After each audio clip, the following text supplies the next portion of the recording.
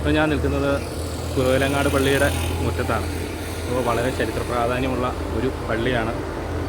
ഇവിടുത്തെ ചരിത്ര പ്രസിദ്ധമായ കപ്പൽ പ്രദക്ഷിണം നടക്കുന്ന ഒരു പള്ളിയും കൂടിയാണ് നമ്മുടെ ഈ കുറവിലങ്ങാട് പള്ളി. അപ്പോൾ നമുക്ക് ഇവിടുത്തെ കാഴ്ചകളും വിശേഷങ്ങളും ചരിത്രങ്ങളൊക്കെ നമുക്ക് ഈ വീഡിയോയിൽ കൂടി കാണാം. ഹായ് കൂട്ടുകാരെ, എല്ലാവർക്കും നമസ്കാരം. ജോൺ ചേട്ടൻ എൻ്റെ പുതിയൊരു വീഡിയോയിലേക്ക് വീണ്ടും എല്ലാവരെയും സ്വാഗതം ചെയ്യുന്നു. ഇന്ന് നമ്മുടെ യാത്ര എന്ന് പറയുന്നത് കുറവിലങ്ങാട് മാർത്തമറിയം ഫെറോന ചർച്ചിലെ കാഴ്ചകളും അവിടുത്തെ വിശേഷങ്ങളുമാണ്. അപ്പോൾ നമുക്ക് അവിടുത്തെ കാഴ്ചകളൊക്കെ കാണാം. അപ്പോൾ ഈ വീഡിയോയുടെ അവസാനം വരെ എല്ലാവരും എൻ്റെ കൂടെ കാണുമെന്ന് ഞാൻ പ്രതീക്ഷിക്കുന്നു.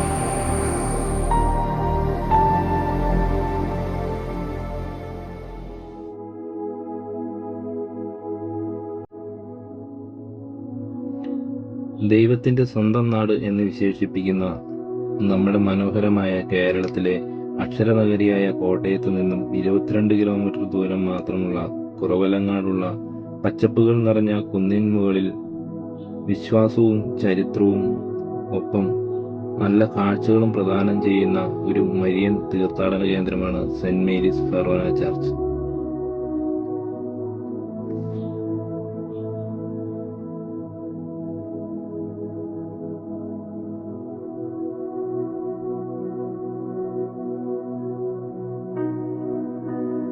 കോട്ടയം ജില്ലയിലെ കുറവിലങ്ങാട് സ്ഥിതി ചെയ്യുന്ന ഒരു മരിയൻ തീർത്ഥാടന കേന്ദ്രമാണ് 1960 സ്ഥാപിതമായ മാർത്തമറിയം സീറോ മലബാർ ചർച്ച്. പഴയ പള്ളിക്ക് ഏകദേശം 2000 വർഷത്തിനടുത്ത് പഴക്കമുള്ള ഈ പള്ളി AD 105 സ്ഥാപിച്ചു എന്ന് അവകാശപ്പെടുന്നു. സിറിയക് ഭാഷയിൽ ദൈവമാതാവ് എന്ന് കുത്തിയെടുത്ത ഒരു പുരാതന മണിയും ഈ പള്ളിയിലുണ്ട്. ഇവിടെ പുതിയ പള്ളിയുടെ പുറകിലായിട്ടാണ് പഴയ പള്ളി സ്ഥിതി ചെയ്യുന്നത്.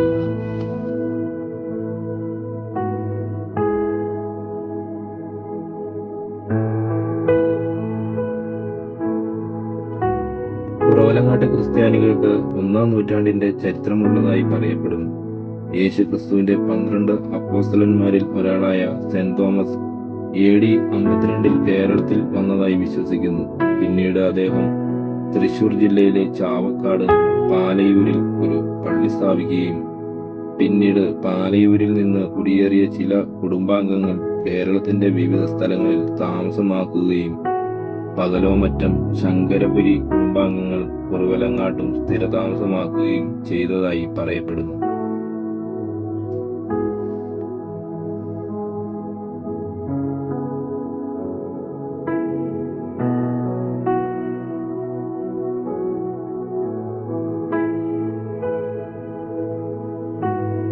പോർച്ചുഗീസുകാർ ഇന്ത്യയിൽ എത്തുന്നതിന് വളരെ മുമ്പ് തന്നെ ദൈവമാതാവിന്റെ പേരിലുള്ള കോർലൈൻ ഗേറ്റ് പള്ളി അല്ലെങ്കിൽ കുറവിലങ്ങാട് പള്ളി നിർമ്മിക്കപ്പെട്ടിരുന്നു.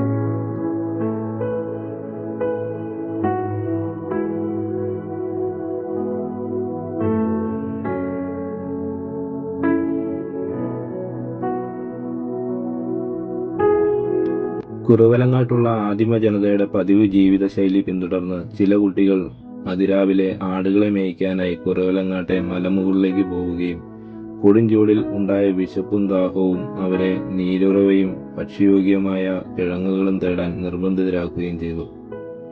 ഭക്ഷണത്തിനും വെള്ളത്തിനും വേണ്ടിയുള്ള യാത്ര അവരെ വീടുകളിൽ നിന്ന് വളരെ അകലെ കാട്ടിൽ കൊണ്ടുപോയി. അവർ തിരിച്ച് വഴിയറിയാതെ കാട്ടിൽ കുടുങ്ങി. ദൈവത്തിന്റെ വലിയ ശക്തിയെക്കുറിച്ചും ദുരിതം അനുഭവിച്ചിരുന്നവരുടെയും വിശക്കുന്നവരുടെയും സഹായത്തെക്കുറിച്ചും അവർക്കറിയാമായിരുന്നു. കുട്ടികൾ വിശക്കാൻ തുടങ്ങിയപ്പോൾ ദൈവത്തോട് ഭക്ഷണവും വെള്ളത്തിനും വേണ്ടി അപേക്ഷിക്കുകയും അവരുടെ പ്രാർത്ഥനയ്ക്ക് മറുപടിയായി വിജനമായ കാട്ടിൽ ഒരു പ്രഭുമുത്തശ്ശി കൈകളിൽ ഒരു കുട്ടിയുമായി പ്രത്യക്ഷപ്പെട്ടു.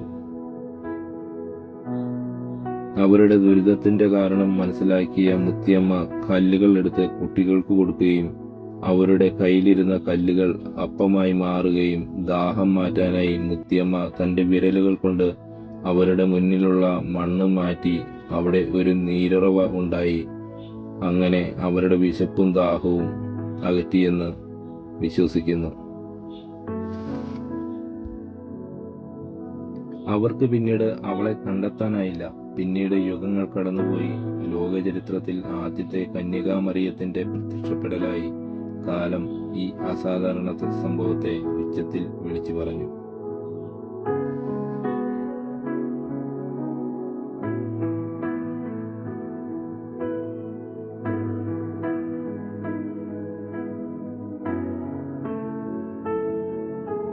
കുട്ടികൾക്ക് സംഭവിച്ച മുഴുവൻ കാരണങ്ങളും വീട്ടിൽ ചെന്ന് അവരുടെ മാതാപിതാക്കളോട് അത്ഭുതത്തോടുകൂടി വിവരിച്ചു. ഇത് കേട്ട് മുതിർന്നവരും കുട്ടികളും അത്ഭുതം നടന്ന സ്ഥലത്തേക്ക് യാത്രയായി. അവിടെ എത്തിയപ്പോൾ വരൾച്ച ബാധിച്ച സ്ഥലത്ത് സ്ഫടികജലം നിറഞ്ഞ നീരുറവ കണ്ടപ്പോൾ പരിഭ്രാന്തരായി. ശിശുവായ യേശുവിനെ വഹിച്ചുകൊണ്ട് പരിശുദ്ധ കന്യകാമറിയം വീണ്ടും അവിടെ പ്രത്യക്ഷപ്പെടുകയും ആ സ്ഥലത്ത് പള്ളി പണിയാൻ ആവശ്യപ്പെട്ടതായും വിശ്വസിക്കുന്നു.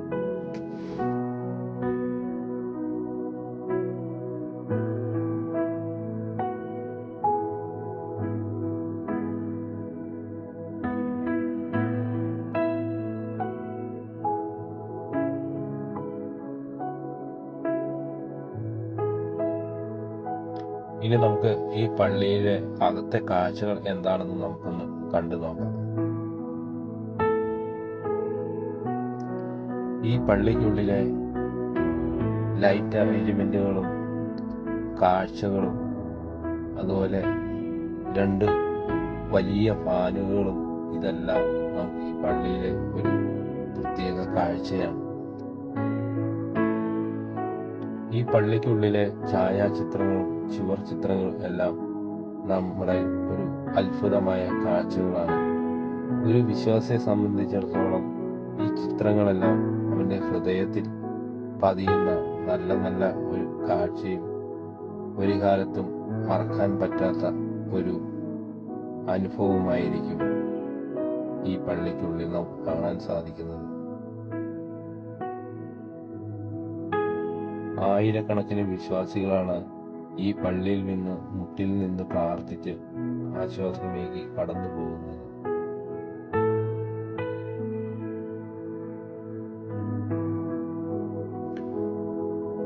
എല്ലാവരും ഈ പള്ളിയുടെ ചുറ്റുപാടുമുള്ള ദൃശ്യങ്ങൾ ശരിക്കും ശ്രദ്ധിച്ചിട്ടുണ്ടാവും എന്ന് എനിക്കറിയില്ല. എന്നാലും ഈ ആകാശ ദൃശ്യങ്ങളിൽ നമുക്ക് ഈ പള്ളിയുടെ കോമ്പൗണ്ടുകൾ കാണുമ്പോൾ ചില സ്ഥലങ്ങളിൽ ഷിപ്പിൻ്റെ മാതൃകയിൽ വേർതിരിച്ചിരിക്കുന്ന കുറേ ഭാഗങ്ങൾ നമുക്ക് കാണാൻ സാധിക്കും.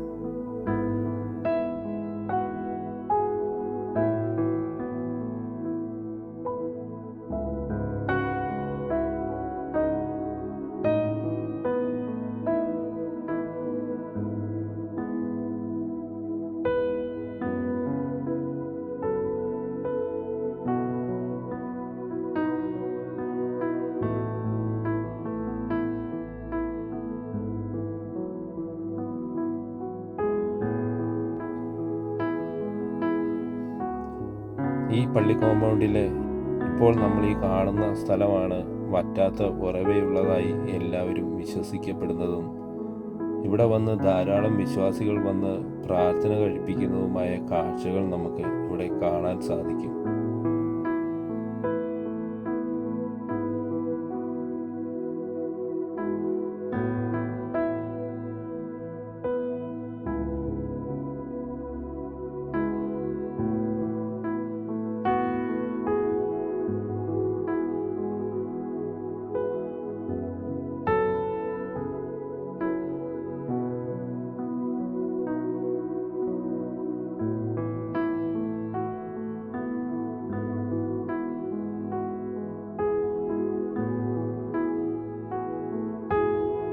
ഈ പള്ളിയിലെ പ്രധാനപ്പെട്ട കപ്പൽ ഘോഷയാത്രയുടെ കപ്പൽ സൂക്ഷിച്ചിരിക്കുന്നത് ഈ കാണുന്ന മുറിയിലാട്ടോ. 3 നോമ്പിനോട് അനുബന്ധിച്ചാണ് ഇവിടെ കപ്പൽ പ്രദക്ഷിണം നടത്തുന്നത്. പരമ്പരാഗതമായി പള്ളിക്ക് ചുറ്റും കപ്പൽ കൊണ്ടു പോകാൻ അവകാശമുള്ളത് കടുപ്പൂരിലെ 5 കുടുംബാംഗങ്ങൾക്കാണ്. പ്രാർത്ഥനകൾക്ക് ശേഷം ഒരു കപ്പലിൻ്റെ 40 അടിയുള്ള തടി കൊണ്ടുണ്ടാക്കിയ കപ്പൽ പകർപ്പ് ഒരു ഘോഷയാത്രയായി പുറപ്പെടും. ഈ ചടങ്ങിൻ്റെ ആരംഭം പ്രവാചകനായ യോനയെക്കുറിച്ചുള്ള ബൈബിൾ പരാമർശത്തിൽ നിന്നുണ്ടായിട്ടുള്ളതാണ്. നിനവയിലെ ജനങ്ങൾക്ക് നാശമുണ്ടെന്ന് അറിയിക്കാൻ ദൈവം യോനയോട് പറഞ്ഞതായി വിശ്വസിക്കുന്നു. എന്നിരുന്നാലും യോന ഭയന്ന് ഓടിപ്പോയി. കർത്താവിന് യോനയെക്കൊണ്ട് മറ്റ് പദ്ധതികളുണ്ടായിരുന്നു. യോനയെ കടലിൽ വെച്ച് തിമിംഗലം വിഴുങ്ങുകയും 3 രാത്രിയും 3 പകലും യോന തിമിംഗലത്തിനുള്ളിൽ കഴിയുകയും പിന്നീട് ഛർദ്ദിച്ചതായും പറയുന്നു. പിന്നീട് സന്ദേശം നൽകാനായി നിനവയിലേക്ക് പോയി. ഇത് ഈ കഥയെ പുനരാവിഷ്കരിക്കുന്നു. ഒരു ഐതിഹ്യം പറയുന്നുണ്ട്, കടപ്പൂർ ഗ്രാമത്തിലുള്ള നാവികന്മാർ ആ കാലത്ത് വ്യാപാരത്തിനായി കടലിൽ പോകുമ്പോൾ അവരുടെ സുരക്ഷ ഉറപ്പാക്കാനാണ് ഈ ആചാരം ആചരിക്കുന്നത് എന്നും ചരിത്രത്തിൽ പറയുന്നു. ഈ പള്ളിയുടെ മുറ്റത്തായി സ്ഥിതി ചെയ്യുന്ന ഒരു വാദ്യപുരയാട്ടോ നമ്മളിപ്പോൾ ഈ കാണുന്നത്. അതിൻ്റെ അകത്ത് കലാകാരന്മാരുടെ രൂപങ്ങൾ വാർത്തു വെച്ചിട്ടുണ്ട്.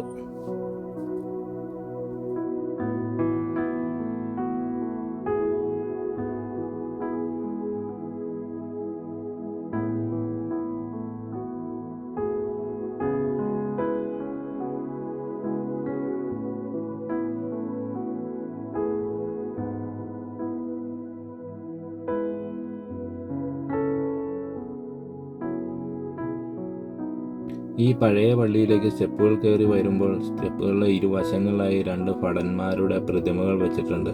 അതിൽ ഒരെണ്ണം അമ്പും വില്ലും ഏന്തിയ ഒരു ഭടൻ്റെ പ്രതിമയും മറ്റൊന്ന് കൈകൾ ബന്ധിച്ചിരിക്കുന്ന ഒരു ഭടൻ്റെ പ്രതിമയായിട്ടാണ് എനിക്ക് തോന്നുന്നത്.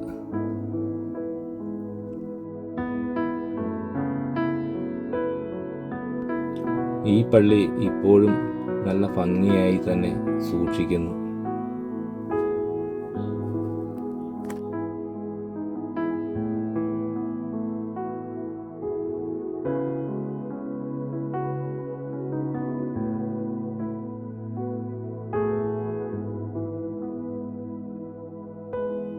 ഈ പള്ളിയുടെ മുറ്റത്തായിട്ടാണ് വളരെ വർഷങ്ങൾ പഴക്കമുള്ള മണിമാളിക സ്ഥിതി ചെയ്യുന്നത്.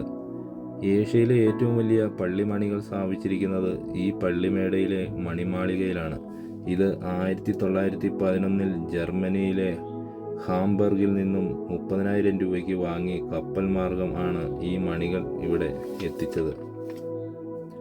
ഇതിൽ ഏറ്റവും വലിയ മണിക്ക് 1660 കിലോയും രണ്ടാമത്തേത് 1173 കിലോയും മൂന്നാമത്തേതിന് 710 കിലോയും തൂക്കമാണുള്ളത്.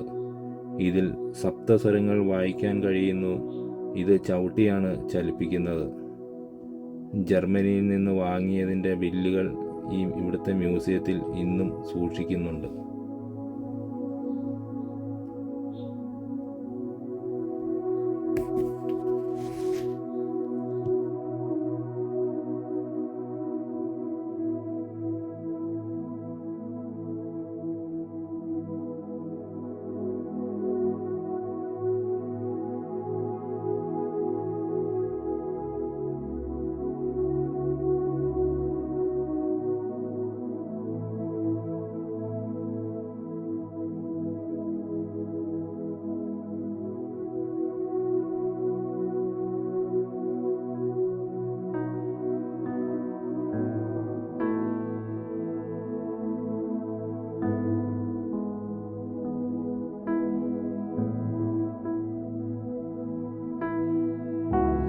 എൻ്റെ ഈ ചെറിയൊരു വീഡിയോ നിങ്ങൾക്ക് എല്ലാവരും ഇഷ്ടമായി എന്ന് ഞാൻ വിശ്വസിക്കുന്നു. ആദ്യമായിട്ട് ചാനൽ കാണുന്ന സബ്സ്ക്രൈബ് ചെയ്യാൻ മറക്കരുത്.